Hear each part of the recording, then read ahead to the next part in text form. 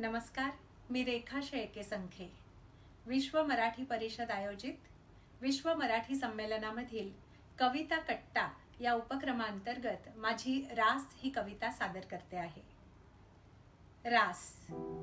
मुरलीधराने सूर छेडिता, पैंजण पाऊलांनी ताल धरिला. मंद सूर धुंद तालाचा, मोरपिशी रास रंगला. बावरी राधा अवखळ कान्हा, प्रेमरंग चहूकडे विखुरला. निळे आकाश निळी धरा, होता तोही निळा सावळा. शुभ्रा राधा कवेत शिरता, झाली तिजला नील बाधा. वृंदावनी नील ज्योती देवता, तुळशीत होत्या मंजिरी बहरल्या.